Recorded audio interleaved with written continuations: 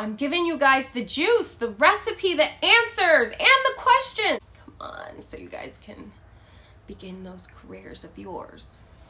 You know? Come on! I keep messing up. Okay. Where was I? Okay, as you guys know, and you guys have been following me for a few years, thank you guys so much for your loyalty. I've interviewed with many different companies, many inpatient hospitals, many outpatient laboratories, from LabCorp to Quest, Sharps Hospital, Kaiser Hospital. I can just name drop all day, but I'm not going to do that. I am here for you and you only. And each one of those job interviews, I got the job. A few companies I had to turn down due to, actually 2 companies I turned down due to the pay and or the driving distance. Other than that, I've got hired at so many jobs. So I'm gonna share with you the interview questions that they all have in common and the questions they asked me. Okay, let's begin. Question number 1, tell us a little about yourself. Okay, do not tell them more than what they need to know. So let's say you're a single parent or you're a single mom, or like there's just certain details that you just leave out. It's none of their business. And I told them a little about myself, things that I'm interested in, my life achievements, things like that. You don't want to share, like overshare, and just keep it simple. My name is Jasmine. I go by Jazz. All my colleagues, my friends, my family call me Jazz. On my downtime, I love to read, I love to cook, I love to go hiking, I love to sing, songwrite, I like to volunteer at church, mission work, just stuff like that. Tell us a problem that happened at your previous job and what did you do about it? So I gave an example of patient wait times. How sometimes the patient will come early in the morning due to time tests and fasting. So the patient's hangry, right? The patient wants juice, they want their breakfast. Sometimes the wait times are not on time and they're slow, which causes the patient to get upset. So I provided that being an issue, and what I did about it was I gave the patient positive feedback and I calmed the patient down. Why should we hire you for this position? I told them that it's always a passion of mine to help others and serve our community. And by helping others in the process of diagnosing a patient is fulfilling to me. I have the highest regard for the laboratory because lab test results is 90 to 95% how doctors treat and diagnose their patients. Cheese, still shot. Next question. What is the most important to you as a phlebotomist? Cleanliness and an inviting, positive personality. Forgive me, guys. I needed to take a break. I'm back. Okay. So yeah, going back to what is the most important to you as a phlebotomist? Cleanliness and a positive attitude, you guys. I'm going to ask a rhetorical question and you can answer it in your mind. So when you go to a LabCorp or a Quest or any outpatient to draw your blood or a clinic, what are the first 2 things you notice? Like us as humans just notice. We notice a person's attitude. Notice if it's clean. Off the rip, off the bat, we notice a person's attitude. And we notice if it's clean. Right? Those are the top 2, logically, like speaking, those are the top 2 factors when you walk into a clinic or a medical facility. Those are they're most important, I would say. And I gave my answer. I gave examples of what cleanliness looks like and should be, and how it should be kept up. And I also gave an example of how a positive attitude of a phlebotomist can go a long way in regards to them coming back and giving you a great rating. I remember that question with a Quest interview, the lab Quest. It was two interviewers, and they were very impressed. It was on Zoom. They were very impressed with that answer. So if I were you, I'm kidding. I would say that, no. But that is that's honest and it's truthful, right? So it's just something to think about when asked that question. What would you do if there's a problem that arises between you and a coworker? I told them I had no issues in the past or previous with any coworker. And if I ever did, I would immediately approach my supervisor and ask for a mediation. What is the most important step before you draw blood? I said the most important step before the blood draw is identifying that patient. So make sure that name, the first name, last name matches and the date of birth matches. Most important. Next.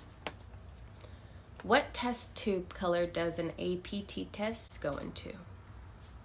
What test tube color does a CBC go into? What test tube color is for a chemistry test, and name a test for chemistry. So here's the answers in the order of draw. An APT, light blue top, and that's the first tube. Chemistry test, an example could be a lipid test, which is a gold top, tiger top tube. CBC, a lavender tube. What test tube color goes into a glucose blood test? So, a glucose blood test can be timed. It's a time test, or it's not. It depends on the doctor's orders. A patient should be fasting, and it goes into a gray top tube. I also explain how outpatient versus inpatient tubes are different. And so it all depends on if you work in a hospital, inpatient, or if you work in an outpatient facility. They're all different. Some facilities and some outpatient and inpatient, they do vary regarding their test tube color for certain tests also. It just depends on the lab, depends on the facility you're working with specific tests and requirements. So, and I let them know that, and I let them know I'm a fast learner, so whatever your requirements are, please teach me. I'll make a note of it, and I'll learn it, and I won't mess up. Why should we choose you out of the many applicants? That's your time to shine. So don't think, just be prepared in what you're going to say. Be confident in what you're going to say. Do not be nervous. You want to get chosen, right? So turn it on. Turn it on. Turn it on. I said I'm reliable. I've had experience with both outpatient and inpatient, drawing 30 to 100 patients daily. And I'm the girl you call for hard stick draws. I'm not afraid. I'm not shy. I will get that blood on time. And I'll always have a positive attitude and a kind attitude to make my patient feel more comfortable with me sticking them, poking them, drawing their blood. And most importantly, patient care is the most important to me. I will go above and beyond for them. Choose me. I will not let you down. So that was my why should we choose you? I'm speaking on my own experience. You guys aren't me. So of course you guys, it will be different. Your responses to certain things will be different. And I want that. And I want you to be truthful, and I want you to provide those facts. And why should they hire you? Answer that truthfully and confidently. You got this. Why do you want to work for our company? Just say anything positive about that company other than the benefits and the pay. So do your research on the company, anything positive. Give me an example of when you helped out a coworker.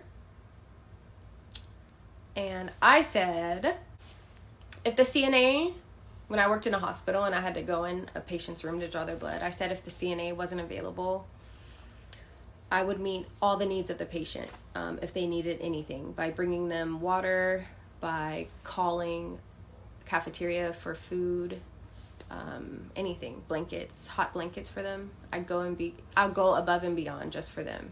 So I gave another example. Let's say, because I did work in a hospital, let's say you didn't. There can be times where I gave an example of myself too, but this can be relatable if you didn't work in a hospital.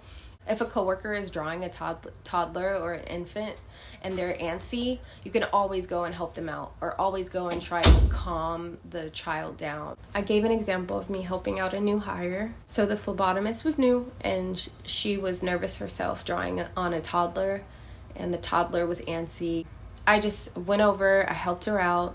I grabbed a heel warmer so I can place it on the toddler's AC area.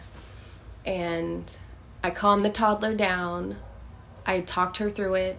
I talked the parents through it, if they can bear hug the toddler. And I asked permission if I can hold the toddler's arm while my coworker draws the blood, just so the toddler won't hurt my coworker. What is the most challenging in this job field for you? Or give me an example of something challenging. And I said, it's challenging for me not to continue in conversation, even though it's gone past the time allowed for me to draw. I know that's bad to say, but I've said it every time, which is true. Like, if a patient talks to me, I will talk to them back, and I will continue a conversation, and I would do my best to form a bond and a connection with them, just so they can ask for Jasmine. Like, can I get Jasmine to poke me? So I can just continue that bond with the patient. They trust me. I'm a great conversationalist. What do you do when you encounter a hard stick patient? You offer them water, and if they are limited on their water intake, you then get a heel warmer to place it on your side of draw. So you're gonna find where you wanna draw, and then you place that heel warmer on that site for at least 2 minutes. If they're really hard, 5 minutes, 4 minutes.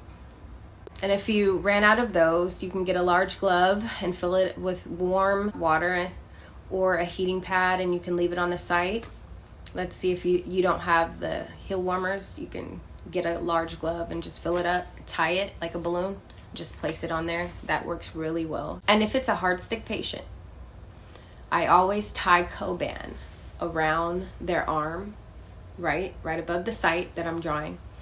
And I'm gonna tie that tourniquet, because the tourniquet needs to be tighter than usual. So I'm gonna tie that tourniquet on top of the Coban so it doesn't hurt the patient, because that tourniquet is going to be tight. Trust me, you need it tight. So I also do that, and that helps a lot. And those veins will pop up right after you put that heating heel warmer on it, or the heated glove on that vein. And that concludes the video. You guys, I was getting hot. I had to take a break earlier. So, from various companies, these are the top questions you will be asked in your phlebotomy or lab assistant interview. I got hired from each and every company with these exact answers. Again, disclaimer, by providing these exact answers does not mean you will get hired, but I'm just letting you know my situation, and I got hired. I made this video because in my previous videos I did not provide the answers, and I had everybody asking me, so what's the answers? What did you say? So I'm making a video with the questions and the answers. Here you are. Because it's really challenging to keep replying to a lot of people, and I feel horrible because I can't get back to some of you guys. So I'm just making this, and hopefully you guys will take notes, and this is all for you. This is all for you. This is all for you. You got this. You can do this. Have a great bubbly personality too. That goes far, you guys. I'm telling you, your personality will get you far. Like, be inviting and be grateful and be appreciative, you know, just be excited that you woke up.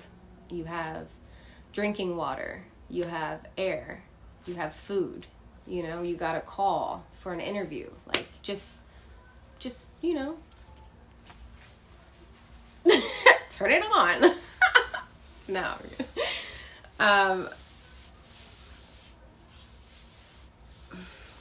Yeah, just turn it on. Good luck in your career field. You guys got this.